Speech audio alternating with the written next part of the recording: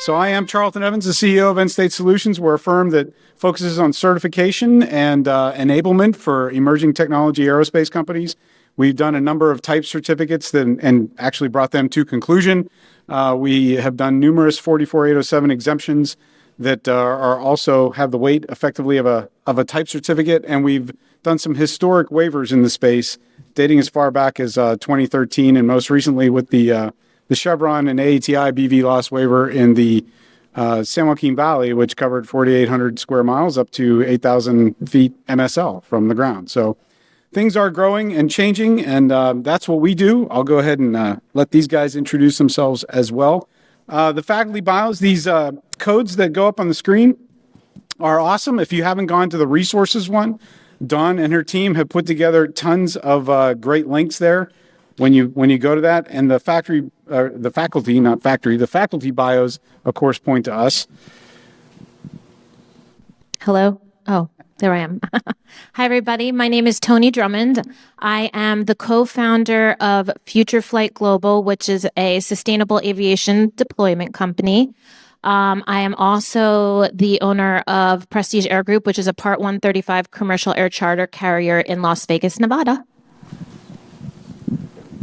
Don? Hi, I'm Don Berchoff, CEO, founder of TruWeather Solutions. Retired Air Force, 24 years. I'm a weather guy, but I ran an Air Force base, and I have a really good understanding of weather and military operations and aircraft operations. I also was the Science and Technology Director at the National Weather Service for 4 years, and I started the company to unlock the power of science and technology that's not yet out into operational use in society to help enable this industry. And Joel. Hey, everybody. Joel Roberson. I'm a partner at Holland & Knight, which is a law firm, a global law firm. I'm based in Washington, D.C., and my practice, I've been at the firm for 18 years and focus on the intersection between transportation and technology, so working on autonomous vehicles, electric vehicles, drones, advanced air mobility, autonomy across all modes of transportation, helping clients come and work with the government to unlock blockers to growth in the United States. Excellent. Thank you. Okay, so to set the stage here, according to the Vertical Flight Society, there are over 700 eVTOL and other advanced air mobility designs out there, either in concept or in actual having carbon wrapped around them and trying to go fly. So if that's the case, and this industry has had, I don't know how many billions of dollars pumped into it, for example, why weren't they flying at the Paris Olympics in 2024? That's kind of the premise of the conversation we're going to have. So just in that vein, Toni, can you explain what some of those categories are within the eVTOL and AAM airspace? Sure. We're going to use electric aviation instead of eVTOL, but yes, I love that. We have a couple different categories right now that we're looking at for these different aircraft types. One of them is vectored thrust, which is the largest category. There's over 300 designs of vectored thrust right now. Those aircraft have thrusters that can be redirected for both lift and cruise flight. And some of the examples of the OEMs with those type of aircraft are the Archer Midnight or the Joby S4. Those are vectored thrust powered lift aircraft. This other category, the second category I've listed here, is the hover bikes and the personal flying devices. You guys have probably seen that out there before, like the Jetson. That's not something that's going to really be used for commercial, but it's going to be used more for private or personal. So we have about 100 single person to double people designs on those hover bikes or personal flying devices right now. The other one, next one we have is the lift and cruise.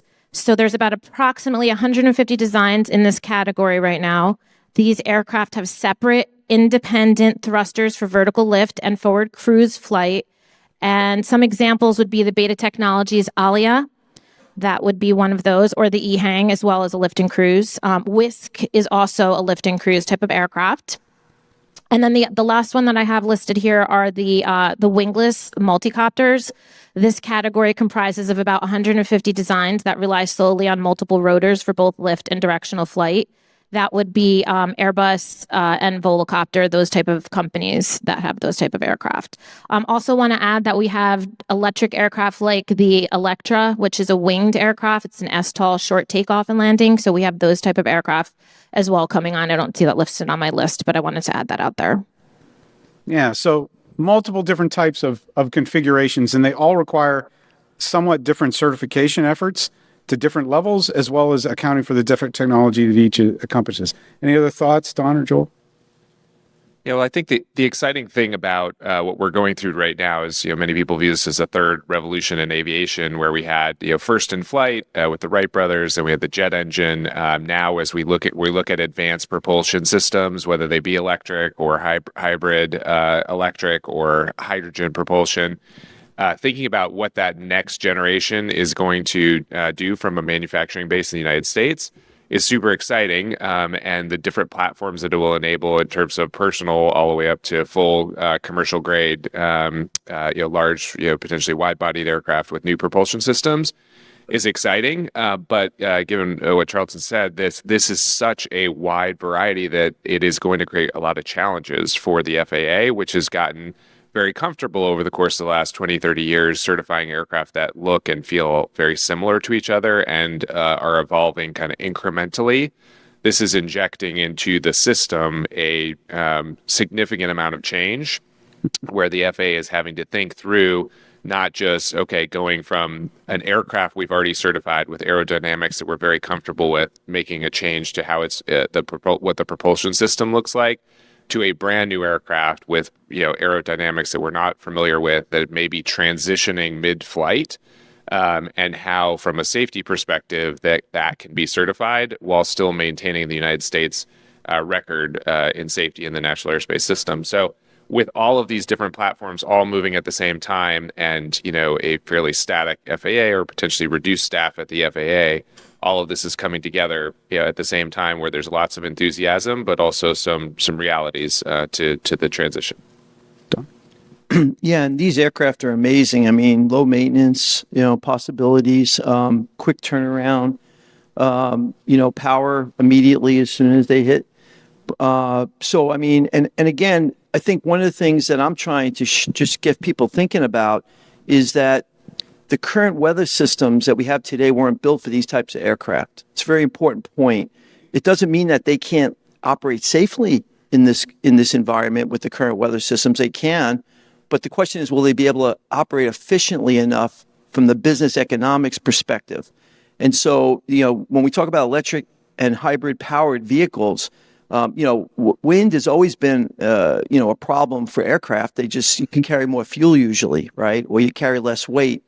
And most of that's baked into your airline ticket, the uncertainty of weather. But the problem is this industry can't be inefficient. They can't afford not to fly 30% of the time when they can. And that's what we currently do today. We cancel and delay missions about 30% of the time. And everyone here knows and has been involved in a case where, hey, we could have done this event today. What happened to the weather? But we've kind of bought into that as the price of doing business. You pay for that in your airline tickets today. We have to get that uncertainty down. And we also need to help them in managing these lift and cruise aircraft. They do have different wind requirements for, angle of attack into their vertiport. If they miss that point, they're going to use a lot more power than they want to use. And it has to be precise. It has to be measured with a microscope, not a wide angle lens anymore. And that's what, we're focusing on to help them be efficient and understand how to do that. So weather's certainly a barrier. As we noted before, we didn't quite get there at the Paris Olympics in 2024. Toni, any thoughts on why that maybe didn't happen?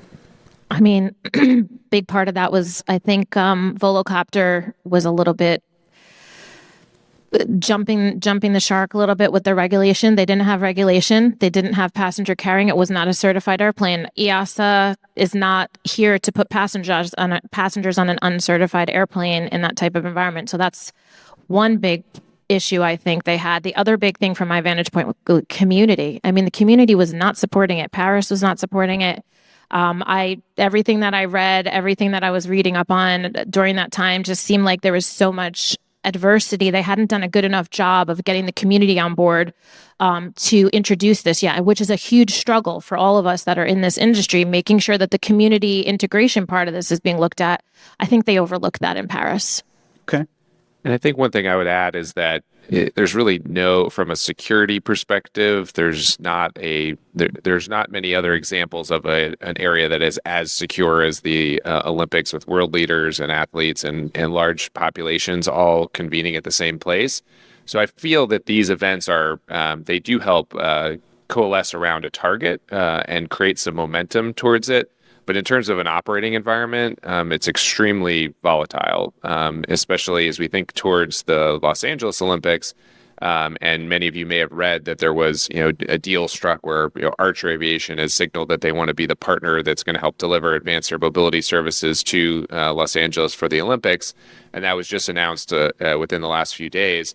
But as we think about operating within that environment, when you think about on the ground, there's multiple layers of security as you get closer to the events, where ground traffic, you have to walk, or you have to take only, kind of certified buses that are inside the quote unquote green zone for the Olympics. And in this circumstance, if, President Trump decides he wants to make it to several of the events, then that's only going to increase the degree of difficulty of the next set of Olympics. However, the City of Los Angeles has a huge commitment to achieving advanced air mobility. This is a great target to showcase that opportunity.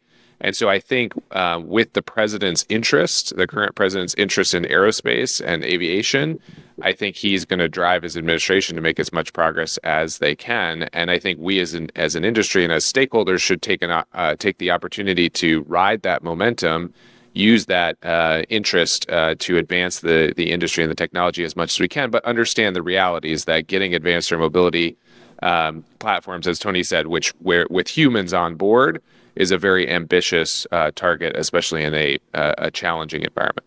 Yeah, and that's a key phrase. So there are different phases which manufacturers go through to get things airborne, to get things into the air. First, they get a prototype working, and they put that prototype under an experimental certificate, which has a bunch of limitations so that they don't go hurt somebody by accident with the experimental certificate. And you can't use that experimental certificate to go fly for revenue. And there are phases in there where you're doing tests that you'll have folks involved in that test on board the aircraft. Many of these aircraft, they want to make fully autonomous. So that will happen, but that's not going to be the phase at which you introduce it to a densely populated area with a complex air traffic management system like Paris or LA. So as we get closer to LA, to the Olympics in LA, we may see companies that are beyond the prototype, even beyond the experimental stage, and are certifying aircraft that will be used under certified air carrier operations. Whether we're there or not by then, time will tell. There's still a long way to go, even though they've been trying to get it done for quite a long time. So I'll just, I think we'll put a pin in that for the U.S. and for potential for LA Olympics. But there are operations ongoing all in other parts of the globe, either prototype operations or full-op operations. And Toni, I know you've been exposed or know some of the circumstances around that. Yeah, my company, Future Flight Global, has spent a lot of our company's got an order in with Archer. We have potential orders in that'll be announced with other operators. So we've been spending a lot of time, overseas, looking at potential operations on what this, pilot operations, or like Charlton was talking about, even before certification, pre-certification flying for test beds and stuff like that. In the other parts of the world right now, they are open to that. There are certain geographic areas like the Middle East that have worked with, let me just pull up my little cheat sheet here, Joby. Joby has a very public relationship with the UAE where they're going to be doing taxi services. That's been announced for a long time. That's still moving on. Also, we can look at Beta Technologies. Beta's been doing some really amazing things. They are on the experimental certification that Charlton has spoken of. They actually took their aircraft from Vermont all the way across the United States. Just imagine how many times you have to stop to get and charge all the way across the United States. They had a test pilot on board. I believe they had a a supporting aircraft that was flying alongside. So they had this whole thing set up so they can proof their case and what that looks like. And they were able to do it, tons of different stops. They also have a test bed, I think it's a test bed, some type of pilot program that they're starting in Norway. That's pre-certification under the experimental. Archer Aviation has something called, oh man, what are they calling this thing then? I got to just look it up because they have a term for launch edition. Their launch edition is experimental flying. Again, I don't think there'll be passengers on board. I'm not sure. But the experimental flying that they're launching with different countries to be able to start to identify what's needed in the AAM marketplace. So we definitely see some progress. I'm going to touch upon EHang. I don't know much about it. None of us up here are super, versed on it, but EHang is the only, as far as I know, certified eVTOL in that category, passenger moving, if you will, right now, and it's flying autonomously right now somewhere in that region. Don't know much more about it, but other than that, I don't know of any others that are flying right now. But yeah, I think we can expect to see a lot of test cases opening up and experimental flying overseas until we start to get those actual certifications in. And one thing just to add to that is here in the United States, when it comes to aircraft certification, it's obviously a very long road, and it is also a pathway that the FAA is charting somewhat new. We'll talk about the special airworthiness or special federal aviation regulation here in just a second. But as we think about pathways, there is the special airworthiness certificate for experimental category. There's SAC-EC, as people refer to it. And speaking from a legal perspective, how do you get that authority to fly in the United States? There are some new authorities that the FAA got in the FAA reauthorization of 2024, which was enacted last year. Section 927, because everything needs to have a specific acronym or a section number for you to cite to. But Section 927 of that statute expanded what used to be called the 44807 process in order to make it more flexible and allow the FAA to have the authority to authorize flights that they determined would not create a airspace safety issue, but much more rapidly than your traditional process or even this SAC-EC process. So there are some new avenues that I think this administration is going to try to take advantage of in their general deregulatory posture. That being said, none of it's going to happen fast. You're not going to be surprised that, oh, wow, that company just came to the market and now all of a sudden they're certified. There'll be a very clear crawl, walk, run approach to it. And you're going to need companies that are in this space will need to have a very clear, open, and transparent relationship with the FAA to get the FAA comfortable with their aircraft and its safety mechanisms, its backup systems, its ability to have additional energy, whether that be electric, hybrid electric, or hydrogen or other advanced propulsion, such that they can perform the same safety functions that all other aircraft do. If they're coming in for landing and they have to do divert to another airport or do another take at landing, they're going to need to have that extra energy reserve and things like that. Establishing those criteria for those operations are going to take time to get FAA very comfortable with it. But it is exciting that there are some new pathways coming to market, even though none of them will be easy or fast. I just want to add something. This is really a little antidote. I often joke with my kids because my husband and I are really fast and they're very slow. And there's this image that comes to my mind. It's a turtle with a sloth sitting on its back. And the sloth is like this. And I'm like, oh my God, that's my kids. And I always put that image up. And that's exactly what this feels like. It's the turtle with the sloth. Like we're moving, but we're just at a turtle and sloth pace. So I just had to add that in. Next time everybody thinks about it, they're going to have that in their mind. So the regulators are definitely going to take a paced approach because by design, certification is a paced activity. That said, it's not all on the regulators. The industry has to step up too, and the industry always wants to move fast. Sometimes that's in contravention to a certification effort. So Toni, what are some of the barriers, if you will, either on the regulator side or on the industry side that are preventing things from moving any faster than they are? I mean, I don't know. From my perspective, a lot of it is the regulation. If we don't have the type certification, we don't have the aircraft certified, we're going nowhere. So like that's my biggest pain point right now is that certification piece. holding us up. Obviously, infrastructure is another big piece. We talk a lot about it. There's a lot of vertiport companies and infrastructure companies that are in the game now. But honestly, in the past however many years I've been talking about this now, even in 3 years, we don't have a lot of new players that have come onto the field, into the space. So that's still very problematic for us. And then systems, the systems themselves and the avionics behind those systems, we're working on that. I mean, we have fly-by-wire, we have Honeywell working on some really, really advanced systems. I was with them a couple of weeks ago going through it, just making it really easy for the pilots to move forward. But like Joel said, we're just not there yet. Don, you know about some of those barriers?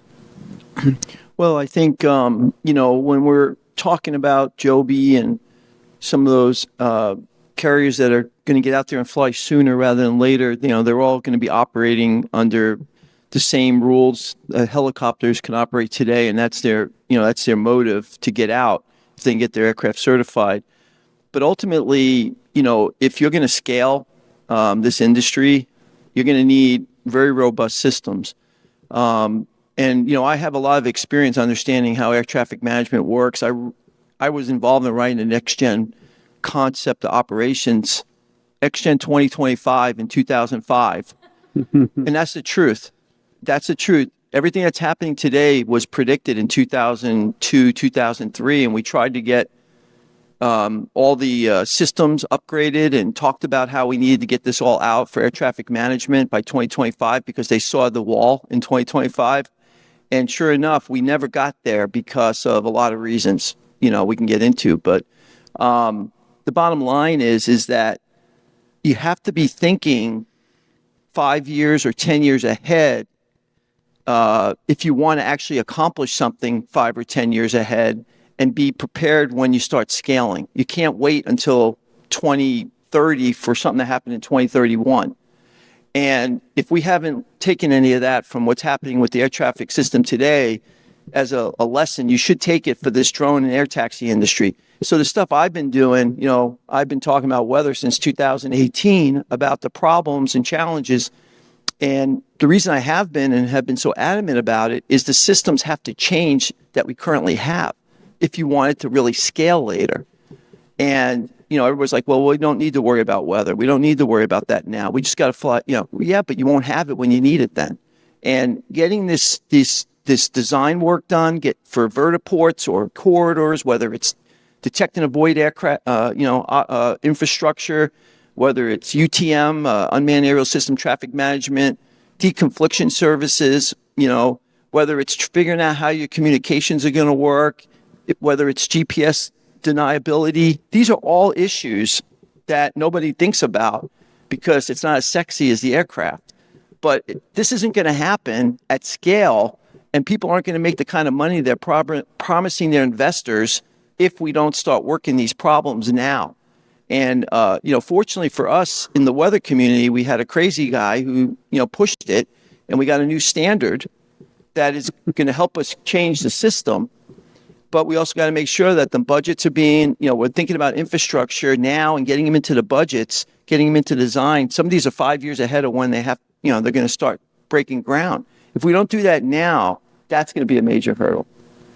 So how many in the audience are from law firms that service emerging technology in aerospace?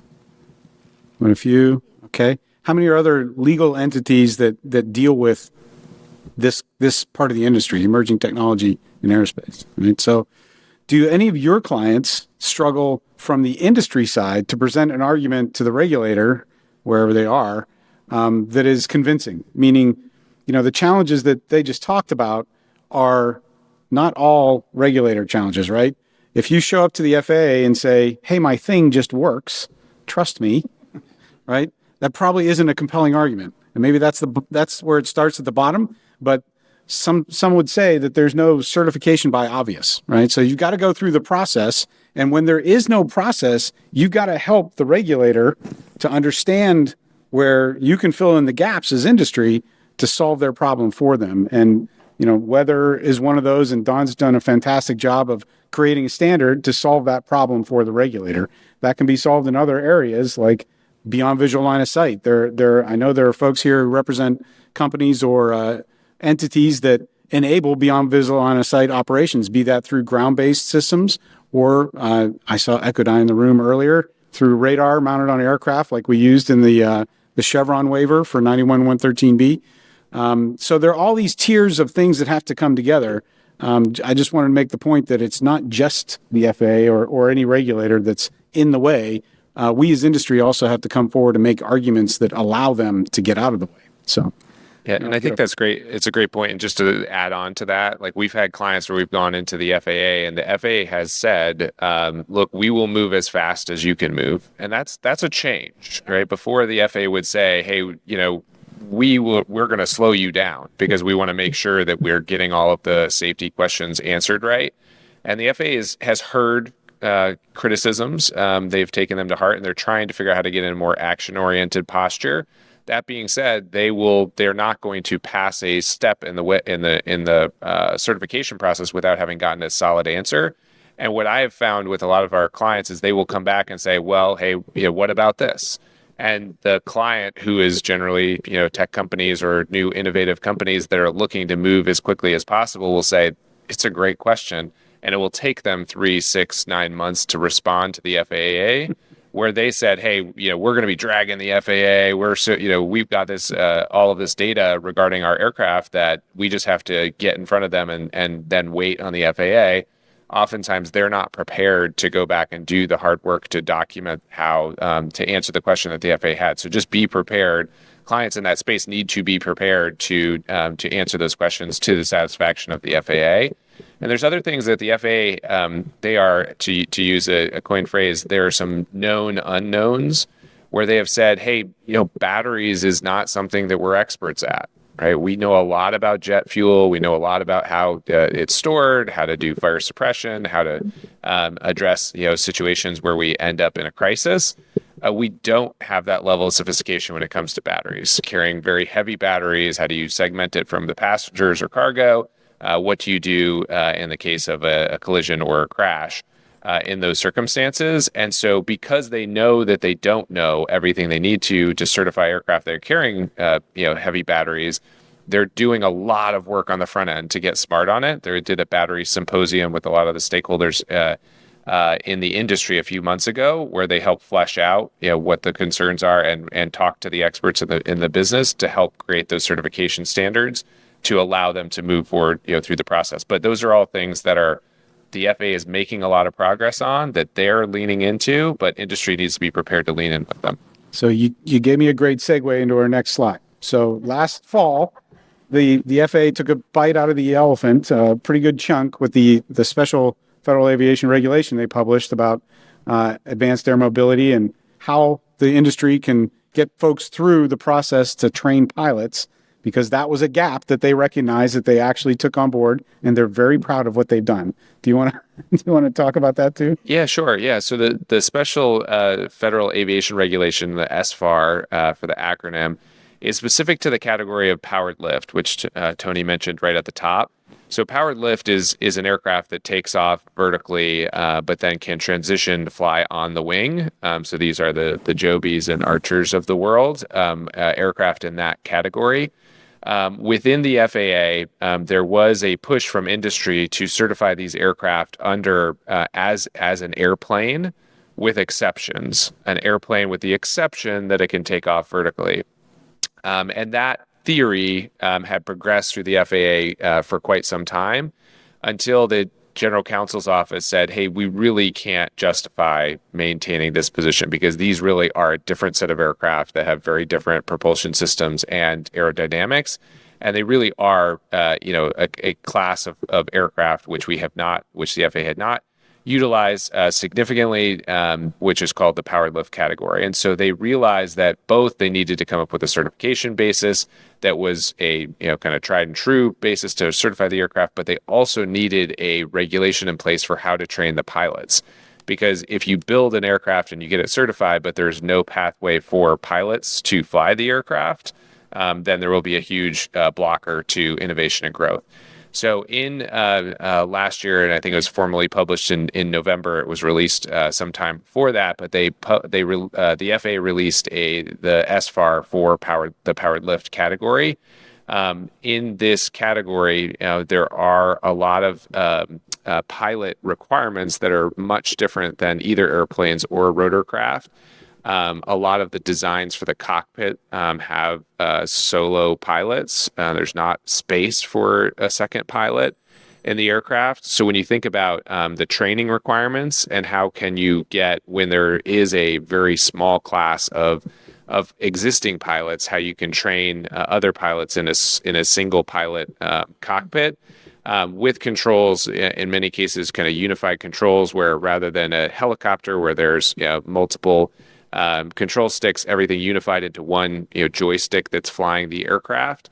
They realized that there needed to be a pathway for that pilot to prove that they were certified to fly the aircraft for commercial purposes, and there needed to be a training regimen for the trainers of those pilots. So they did that in this rulemaking, which was a very heavy lift, very difficult thing to do, and they took a lot of input as they went through the process, but they came up with a what I think has gotten relatively positive feedback. That they struck a good balance. I think there will inevitably be changes to the regulation. The regulation was put in by design to be a regulation that was in place for 10 years with a constant kind of feedback loop and the opportunities to make changes as they went. And it is important to note that this SFAR was specific. It was not for commercial operations of airliners. This was for private use or scheduled operations. So it could apply to like a Part 135 operation, but not for a United Airlines or American Airlines flying powered lift aircraft regularly. So that still is a gap that the FAA would need to get to in order to have the common carrier operations on a regular basis for scheduled operations. But it does tackle a lot of those pilot requirement training, and it does allow things like simulator training, which is super important in this category where there isn't aircraft that a large number of aircraft that can be flown, at flight schools all over the country. So it was viewed as necessary, and especially because the theory of having a pilot certified for an aircraft and then just saying, hey, you'll be able to figure out the transition, that was not something that was attractive. So they needed to ensure that someone can take that aircraft off vertically and then transition it to the wing. Thank you. Okay. As we talk about the rules that are being published and the rules that are being used, any thoughts for anybody on the panel about harmonization between U.S. regulation and EASA overseas, other places? Yeah, that's something, I've taken a keen interest in because if anyone hasn't noticed, weather's ubiquitous, right? It moves around the globe. And so if we just went about getting a new ASTM standard published in January of 2024, which what this is going to do is it's going to allow for hiring of third-party weather service providers and to use non-traditional aviation weather sensors to support Part 135, Part 91, Part hopefully 108 operations to fill the gaps that are going to be needed to be filled in certain areas where you have high-density operations and you are on a scheduled service where the weather component is going to be very impactful to your economics and for your flow management, your airspace management, your weight carried, your battery reserve, which is going to be a lot different than, traditional propulsion reserve. And so we got that published, and the FAA, to their credit, helped us. And we are working on an advisory circular now that they're working on the advisory circular. I have nothing to do with it. I don't want anybody to get that impression. Obviously, we've influenced it, which is what industry should be doing. And it should be coming out in 2026. And that's going to make this path to trusted and approved weather, not the weather on your app, which you don't know where it's coming from or who produced it. It's going to be trusted and approved so that it can come into the UTM system safely, which is the Unmanned Aerial System Traffic Management Service Supplier System, because you can't share you want to make sure that we don't get garbage into the system, because once it does, it propagates and you don't know what's real or not real. So you got to control that. And we think we've come up with a method to do that while allowing these third-party providers to integrate. And so we also want to make sure that this is harmonized around the globe. So, I've been working with IKO. I'm on the Advanced Air Mobility Vision Group, working with the EASA over in Europe on their AMC and their GMs, and working with other standards groups around the world to see if we can bring this standard and make that international.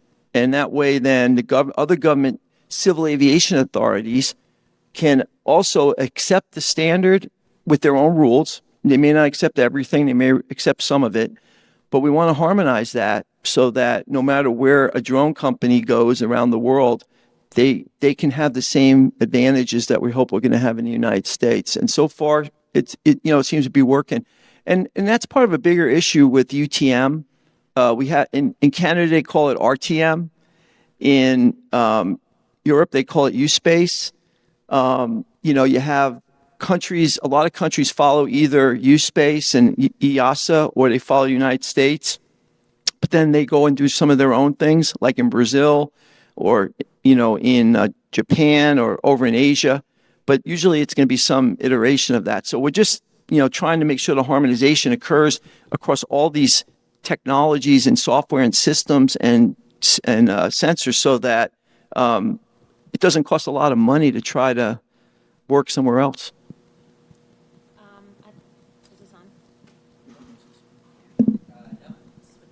Okay, we'll use this one then. Some really interesting tidbits of information. 2 weeks ago, EASA actually put out a comprehensive set of regulations for AAM. So that included airworthiness standards, operational rules, and vertiport design. So right there, we have a nice flow of even standardization. I'd also like to add our friends at ANRA Technologies. I'm not sure if you guys know Amit and Brett and that team, but they just got EASA the first stamp for UTM, I believe, in Europe. I mean, that's a big deal. We're talking about UTM in Europe. That's what we need to be able to scale drone operations, eventually then scaling into AM. Yeah, no, I think that's totally right. And the FAA and EASA typically have reciprocal recognition for aircraft type certifications that they've granted, but they are used to reciprocally recognizing certification for aircraft platforms that they're very used to, and they know will be approved in a consistent basis. What's interesting about this, and what Toni and Don were both referring to, is developing that level of harmonization between the two standards, so that they can be confident that EASA would not approve an advanced air mobility platform, but miss an element that the FAA views as super important, such that the reciprocal agreements would start to break down. And that's where the collaboration on the front end is super important, to make sure that the aircraft manufacturer doesn't get a certification and then have to go back and complete a portion that the FAA felt was important, or EASA likewise felt important. So I know a lot of those conversations are happening, but they're having to happen in real time, so that they can make sure that they're sharing information on how they are certifying. I will say there's one major distinction, I think, between U-Space type approach and the FAA approach, and that has to do with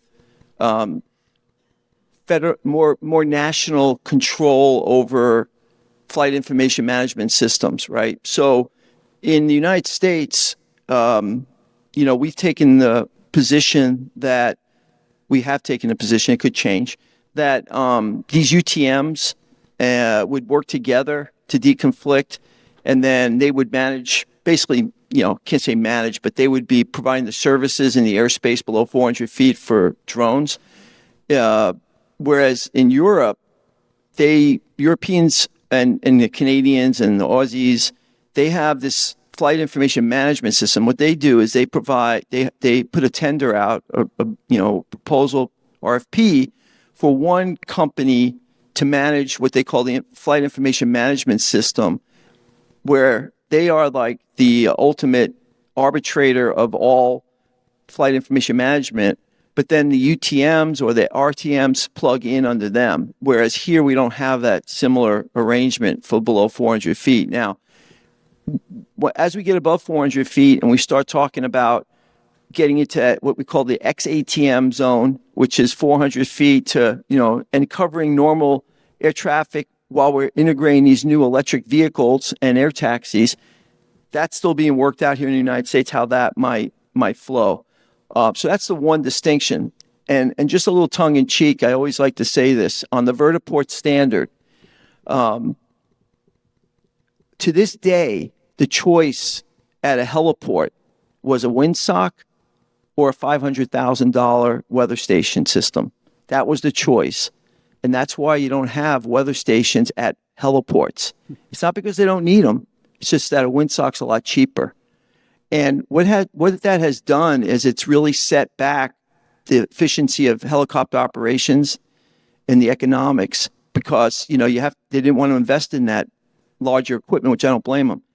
For vertiports, a windsock is not an acceptable standard.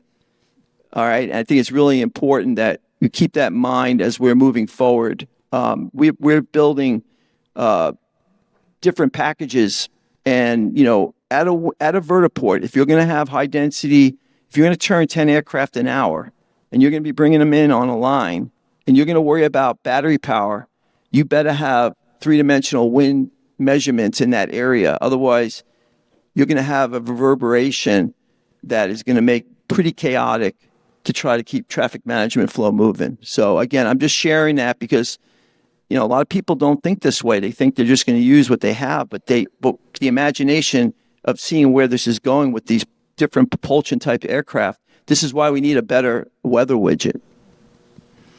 All right. Well, we didn't get an FAA representative. Sorry, Don. But that's probably okay. We'll take a little bit of the time that was allotted to that to talk about, in summary, what we've talked about here today and open it up for a few questions. I think we'll have time if there are any. We want to frame this in the context of there's a big effort going on in industry, which I think you're mostly aware of, and it's going to come to a successful conclusion, but there are a few things in between the two that are still happening. So we've talked about airman certification. We've talked about aircraft certification to some degree. We talked about airspace access, right? Those are kind of the three legs of the stool that the whole thing is built on. And in that, there are different entities that certify all those things, and they don't always talk well. And then there's industry outside of that. So it's a complex problem we're trying to solve. There is a path to it. The companies are pursuing certification. If it's going to carry people, as Joel alluded to, it's going to be done under 2117B, which is the Chinese menu rule for the FAA. And I promised I wouldn't use a rule, but I just said one. So that lets them pick and choose what regulations apply to the given platform, because we talked about those 700 platforms and all their different configurations. Well, if your platform doesn't have landing gear, this rule allows you to say, I don't have landing gear. I don't need to certify my landing gear. If it has landing gear that's new and novel, it allows you to say, this is how I propose to certify my landing gear that's new and novel, that doesn't meet the regulations somehow. So that's the process for the certification of the equipment, right? The product. The airman piece is being tackled, and that's kind of solved, I think, at this point. We'll see. There's at least a pretty clear path for industry to get to with what the FAA has proposed. And then the airspace piece has many pieces that are solved and some that are not. So I guess we can talk a little bit about the things that are in the way technology-wise to enable all these platforms, big and small, to get into the airspace ultimately without swapping paint with one another, right? That's what we're trying to avoid, is mid-air collision. And then the damage to people and property on the ground is mitigated through the level of certification you take the product through.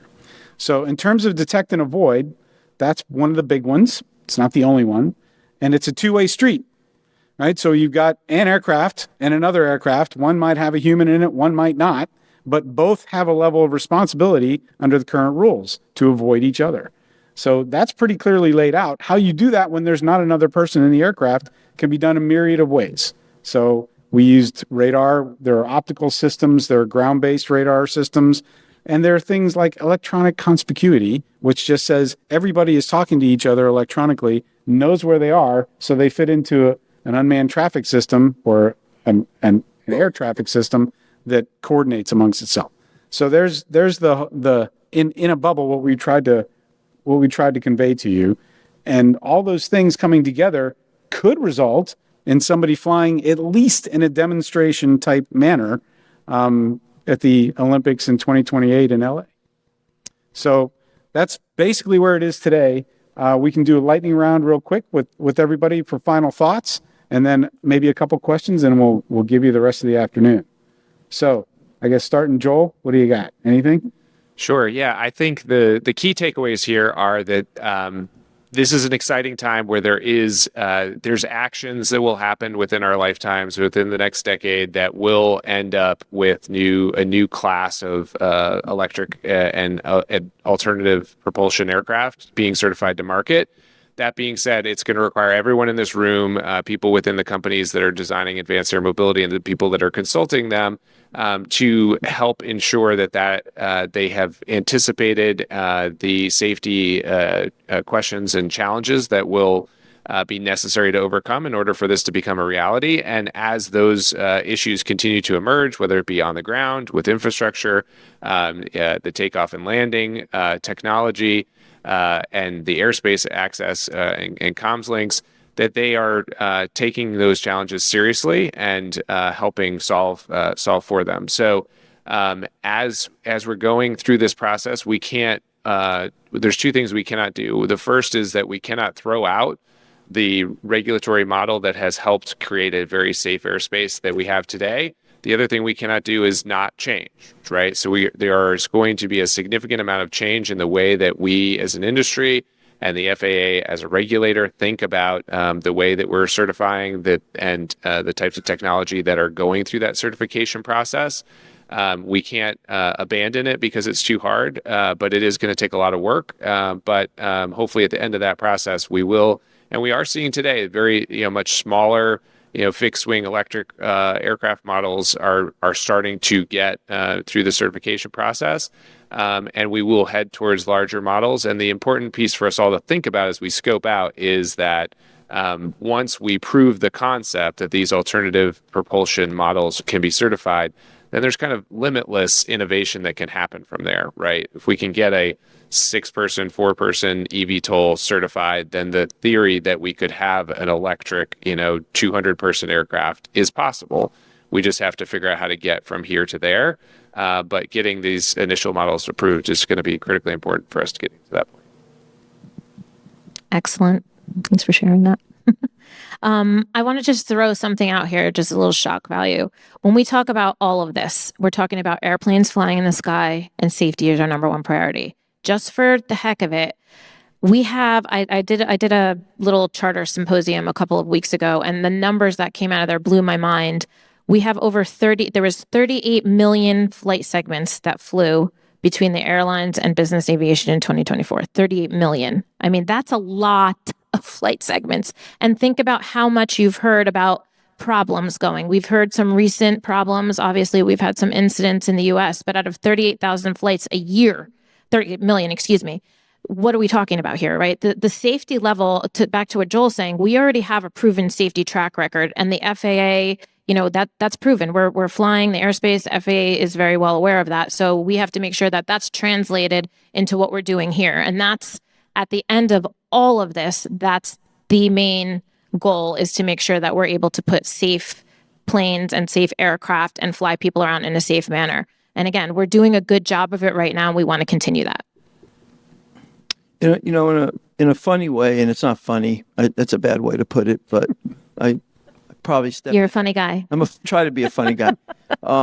What's happening with our air traffic management systems is horrible, but you know what? It's putting a lot of emphasis on them. And one of the things is that as I've been watching this industry evolve over the last 8 or 10 years, it's always seemed like we had we had two cultures, right? We had the old air traffic management culture and the old way we did business, and then we had this new way of trying to do business, and we were trying to bring these together. And I think we've done a pretty good job of trying to bring in new technology and to take advantage of what was possible to really, create a low altitude airspace system for drones and others that wouldn't be slowed down by the legacy systems, right?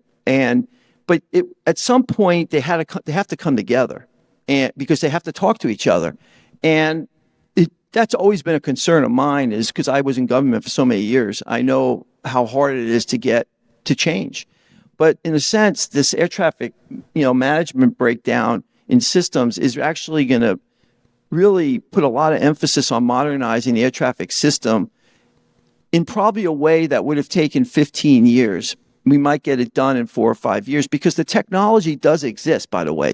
All the stuff that we use, we don't have to use that. We had to use it because we just didn't know how to get from 1980s into 2020s, through software and technology integration and interoperability. And nobody wanted to really take on that risk of doing it, And I think this is a good thing, because I think it's going to help accelerate this harmonization within our own airspace of systems and capabilities.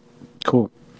And I'll put my bet on that. If Joby and Archer are flying in UAE prior to 2028, then there will be sufficient pressure on all parties to fly in LA in 2028. That's where I'll put my money. But if they aren't, all bets are off. Okay, we're done, I think. Dawn, do we have time for any questions, or you want to roll on? All right, couple questions. Any questions? Yes, ma'am.